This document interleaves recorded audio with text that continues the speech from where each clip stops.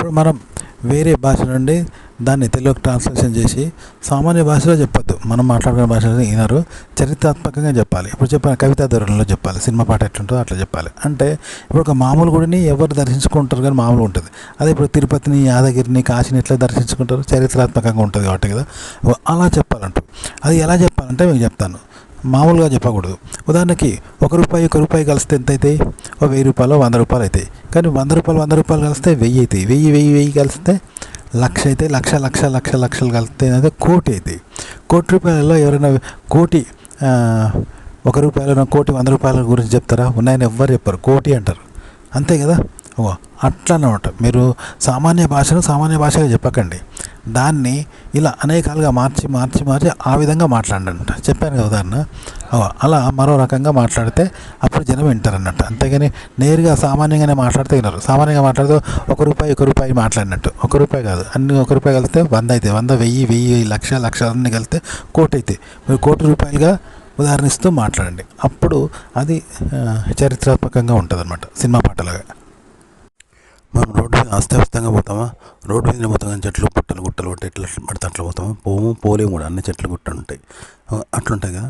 అలాగే పిచ్చి గీతలు గీస్తామా? అక్షరాలు మాత్రమే రాస్తాం కానీ పిచ్చి గీతలు ఎట్లా పడితే అట్లా గీస్తామా? అవి పిచ్చి గీతలు, పిచ్చి అంటారు కదా.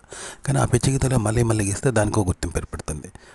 దానికి అది కూడా ఒక అక్షరం అవుతుంది. ఇక ఇట్లా న్యూ కంటెంట్ అనేది ఇలా పుడుతుంది అన్నమాట. కంటెంట్ ఎలా సృష్టిస్తారు, సినిమాల్లో సన్నివేశాలు ఎలా పెడతారంటే, ఇప్పుడు మగుడు అమాయకుడు అనుకో, ఏ పిల్లమైనా పరపురుషులను ఉంచుకుంటుంది కదా, మగుడు తెంగుతామని ఇంకోళ్ళు ఉంచుకుంటుంది, దాని కోరికలు అట్లుంటాయి. కానీ ఏ స్త్రీ అయినా మగుడు అమాయకుడు అనుకో, అయినా సరే పోకుండా, పర్వాల దగ్గరికి పోకుండా, ఎంత అమాయకులండి మీరు, ఇంత అమాయకం ఉంటే బయటికి పోరా ఆడవాళ్ళు, ఇంత అమాయకం ఉంటే ఎట్లండి, భార్యను అదుపులో పెట్టాలండి, లేకపోతే భార్యలు మోసం చేస్తారని చెప్పి భార్య ఉంటుందా భర్తకు? ఉండదు కదా.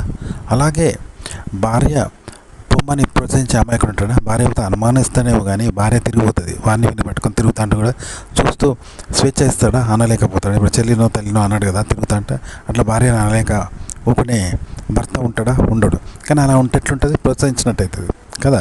అలాగే ఆడవాళ్ళు కూడా భర్తకు సహకరించినట్టు అవుతుంది కదా.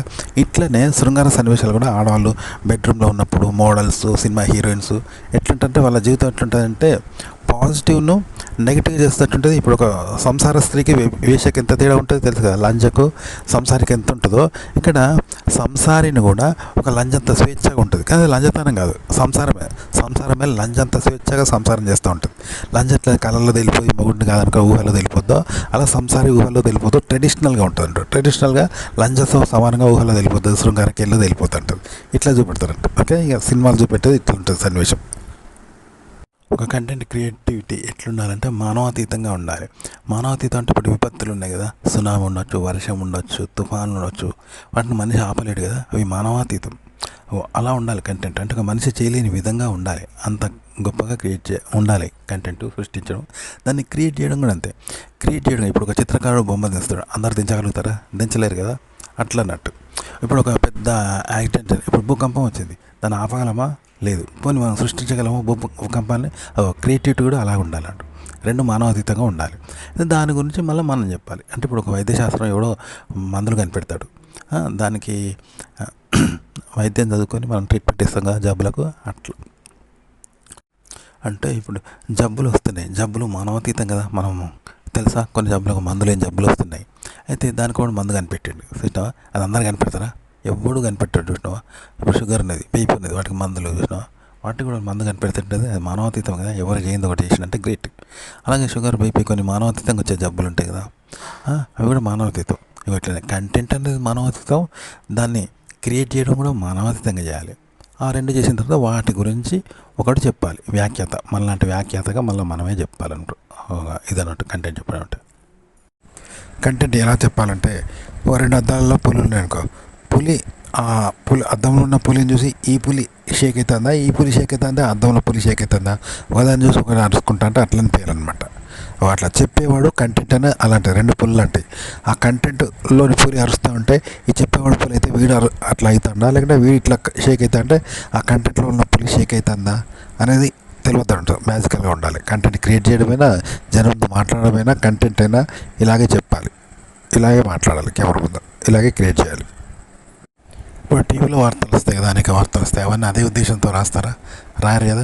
మనం అదే సెక్స్ విషయానికే వీళ్ళు ఏం చేస్తారు, వీళ్ళు హమ్ చేస్తారు, సెక్స్ ఫాంటసీ చేస్తూ వీళ్ళ ఫాంటసీని రాస్తారు. అలా రాయొద్దు, మీ ఫాంటసీ రాయద్దు. ఒక న్యూస్కు మనకు సంబంధం లేనంటే సెక్స్ కంటెంట్ అయినా అంతే అలాగే రాయాలి, పాటలైనా అంతే. అలా పోయినా ఏదైనా మనకు సంబంధం లేకుండా రాయాలన్నమాట. ఓకే, న్యూస్ లాగా క్రియేట్ చేయడమైనా అలాగే చేయాలి, మాట్లాడడమైనా అలాగే మాట్లాడాలి. కంటెంట్ ఎలా చెప్పాలి, ఎలా క్రియేట్ చేయాలి అంటే, ఇప్పుడు సినిమాలల్లో డ్రెస్ మీద అమ్మాయిని చెప్పేసరిగా అందంగా చూపెడతారు. ఆకృతులు, శరీరాకృతి, రొమ్ములు అన్నీ డ్రెస్ మీద ఉంటాయి. ఆడలి లోపల ఆకృతుల్లో డ్రెస్ మీద చూపెడతారు. అయితే మాకు బ్లూ ఫిల్మ్లలో ఇట్లా న్యూడ్గా ఉంటారు హీరోయిన్లు, కానీ న్యూడ్గా కూడా అదే ఆకృతులు చూపెడతారు. శరీరం మీద ఎన్ని ఆకృతులు ఉంటాయో అలా శరీరం నగ్నంగా కూడా అన్ని ఆకృతులు చూపెడతారు అందంగా. శరీరంతో అది బట్టల మీద ఎంత అందంగా ఉంటుందో ఆకృతులు, అలా లోపల డ్రెస్ లాగానే అందంగా చూపెడతారంట. ఆకృతులు అన్నీ ఉంటాయి. సో సరే, అన్ని షేపులు ఉంటాయంట డ్రెస్ మీద ఉన్నట్టే. బ్రాయిస్ తట్టుంటుంది అట్లా రొమ్ములు, గిమ్ములు, పిర్రలు, తొడలు అన్ని భంగిమలు చూపెడతారంట. అయితే డ్రెస్ మీద మనం రొమాన్స్ చేస్తాం, అమ్మాయి అంటే ఇష్టం కాబట్టి అమ్మాయి రొమాన్స్ చేయడం, పట్టుకోవడం అందంగా కనిపిస్తుంది. కానీ డ్రెస్ ఇప్పిన తర్వాత ఏముండదు అని చాలామంది అనుకుంటారు.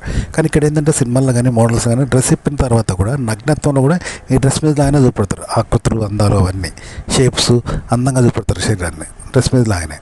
సో సరికి ఆకర్షణ కనబడతారంట. అలా సెక్స్ అంటే ఆకర్షణ ఉంటుంది కానీ వికారం ఉండదు. అవి అట్లా అందంగా చూపిస్తారంట. కాబట్టి మీరు ఒక అమ్మాయితో మాట్లాడినప్పుడు డ్రెస్ ఇప్పినా కూడా డ్రెస్ మీద ఉన్నప్పుడు ఎట్లయితే రొమాంటిక్గా కనిపిస్తుందో డ్రెస్ ఇప్పినప్పుడు ఆ ఆకృతులు చూడండి, ఆ విధంగానే అనుభవించండి. డ్రెస్ మీద ఉన్నప్పుడు ఆకృతులను అనుభవిస్తూ ఆమెతో రొమాన్స్ చేస్తారో, డ్రెస్ ఇప్పినప్పుడు కూడా అలాగే చూస్తూ ఆకృతులను చూస్తూ అందంగా చూస్తూ వాటితో అలాగే రొమాన్స్ చేయండి. అప్పుడు సెక్స్ బాగుంటుంది. అమ్మాయిలతో కూడా ఇలాగే మాట్లాడాలన్నమాట. ఒక అమ్మాయితో మాట్లాడినప్పుడు డ్రెస్ మీద ఉన్నప్పుడు ఇంకేదో ఉంది అనుకుంటాం, న్యూడ్ ఉంది అనుకుంటాం. న్యూడ్ అయిన తర్వాత ఇంకేం లేదనుకుంటాం. కానీ న్యూడ్లో కూడా మన డ్రెస్ మీద లాగానే ఆకృతి ఉంటాయి. వాటిని ఆస్వాదిస్తూ మాట్లాడితే ఇలా మాట్లాడతాం, ఇలా మాట్లాడండి అమ్మాయిలతో. కంటెంట్ కూడా ఇలా చెప్పాలి కెమెరా ముందు. ఓకే, ఒక కంటెంట్ కానీ ఒక షార్ట్ ఫిల్మ్ కానీ ఎలా క్రియేట్ చేస్తారు అని అంటే, ఇప్పుడు ఒక నల్ల రంగులో తెల్ల గీత గీస్తుంటుంది, అది ప్రత్యేకంగా కనబడుతుంది కదా. అంటే అట్లనే కామన్గా ఉండే ఒక విషయం ఉంటుంది, నిత్య జీవితం జరిగే మనుషులు వ్యవహారాలు ఉంటాయి. దాంట్లో ఒక ప్రత్యేకంగా వ్యవహారాన్ని ప్రత్యేకంగా చెప్తే అది నల్ల రంగులో తెల్ల గీతలాగా కనబడుతుంది. ఇక వెనుకున్న నల్ల రంగుని చూసినా అది కామన్ ప్రపంచం. దాన్ని ఎలా చూపెట్టారంటే తెల్ల రంగులో నల్ల రంగు ఉంటేట్లుంటుంది, ఆ విధంగా దాన్ని చూపెడతారనమాట. అది ప్రత్యేకంగా ఉంటుంది. అందులో మళ్ళీ మనం చెప్పాలనుకున్న కంటెంట్ ప్రత్యేకంగా చూపెట్టాలన్నమాట. ఓకే, ఇలా చెప్పాలి. క్రియేట్ చేయడమైనా, షార్ట్ ఫిల్మ్ అయినా, కంటెంట్ క్రియేట్ చేయడమైనా. ఉదాహరణకి అనితా పత్తిపాటి వీడియోని తీసుకుందాం. తీసుకొని వాయిస్ ఓవర్ మాత్రం సునీత టాక్స్ది పెడదాం. పెడితే ఎట్లుంటుందంటే రియల్గా అనితా పత్తిపాటి మాట్లాడినట్టు ఉంటుంది. ఎందుకంటే అనితా పత్తిపాటి రియల్గా మాట్లాడింది, ఆర్టిఫిషియల్గా మాట్లాడలేదు, నేచురల్గా మాట్లాడింది ఫేస్ క్యామ్. ఇక సునీత టాక్స్ కూడా ఆర్టిఫిషియల్గా మాట్లాడలేదు, అది రియల్గా కెమెరా ముందు మాట్లాడింది నేచురల్గా. కాబట్టి ఈ రెండు వేరు ఫేస్, వేరు వీడియో, వేరు వాయిస్ ఓవర్ సింక్ అవుతాయి. ఇగో ఇలాగే మనం నేచురల్గా మాట్లాడాలి. బయట మాట్లాడి మళ్ళీ దానికి వాయిస్ ఓవర్ ఇంట్లోకి వచ్చి మళ్ళీ నేచురల్గా ఇవ్వాలి. ఇస్తే ఆర్టిఫిషియల్గా ఇవ్వకుండా నేచురల్గా ఇవ్వాలి. వీడియో కూడా ఆర్టిఫిషియల్గా కాకుండా నేచురల్గా చేయాలి. చేస్తే ఈ రెండు సింక్ అవుతాయంట, ఫేస్ క్యామ్ చేయకుండా. మనకు సినిమా అందంగా కనిపిస్తుంది, మరో ప్రపంచంలా కనిపిస్తుంది కదా. ఎందుకంటే అది వాస్తవం అనేది ఉండదు. వాస్తవంగా కాకుండా మరియు అవాస్తవమైన ప్రపంచం, అలాగే వాస్తవం కాదు. ఇక అట్లా అంటాం, ఒకటి వాస్తవం కాదు, రెండోది పూర్తిగా అవాస్తవం. ఎక్కడ వాస్తవం కానీ ప్రపంచము వాస్తవం కాదు, రెండు ఉంటాయంటారు. ఒకటి వాస్తవం కాదు, రెండోది అవాస్తవం. అట్లుంటుంది. ఆ వాస్తవంలో ఎక్కడ వాస్తవం ఉండదు, ఆ కథలో కానీ అవి. అలాగే వాస్తవం కాదు, వాస్తవ ఆధారాలు. వాస్తవం అంటే ఆధారంతో ఉంటుంది, ఇలా ఆధారం ఉండదు. కాబట్టి ఈ వాస్తవానికి అతీతంగా అనమాట, మానవాతీతంగా ఉంటుంది. అలాగే అవాస్తవమైన ప్రపంచం, అది కూడా వాస్తవానికి అతీతంగా ఉంటుంది. కాబట్టి మనకు అందంగా కనిపిస్తుంది తప్ప అది నిజ జీవితంలో ఉండదు. కానీ మనం నిజమే అనుకుంటాం, నిజమైన ప్రపంచమే అక్కడ ఉండదు అనుకుంటాం, కానీ అది ఎక్కడ ఉండదు. కానీ అదే నిజమని భ్రమపడతాం అంటూ. అందుకే అది మరో ప్రపంచంలో ఉంటుంది. మీరు కంటెంట్ రాయడము, చెప్పడము, మాట్లాడడం కూడా ఇలా చేయొచ్చు, మంచిగా ఉంటుంది వినే వాళ్ళకి. ఒక కంటెంట్ కోసం చేసే ఊహ, అలాగే అనుభవము. ఊహ అనేది ఒక మనిషి యొక్క అనుభవానికి, ఊహకు, ఆలోచనకు ఎక్కడ టాలీ కావద్దు, అతీతమైనది కావాలి. ఇప్పుడు జంతువు చేసే ఊహ మనిషి తెలియదు, మనిషి చేసే ఊహ జంతువులా ఉండదు కదా. అలా భిన్నంగా ఊహించాలంట ఊహ, ఫాంటసీ.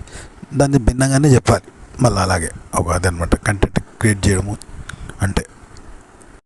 అలాగే ఏ రెండు ఆలోచనలు ఒకే వ్యక్తి చేసినట్టు ఉండకూడదు, కోటి మంది చేసిన ఆలోచనలు కలిపితే ఎట్లుంటుందో అట్లా ఉండాలి. అంటే కోటి తీరు ఉండాలి తప్ప ఏ ఒక్క వ్యక్తి రెండు చేసినట్టుగా ఉండకూడదు ఆలోచనలు. ఓకే, క్రియేట్ చేయడం ఇలాగే చేయాలి, చెప్పడం కూడా ఇలాగే చెప్పాలి.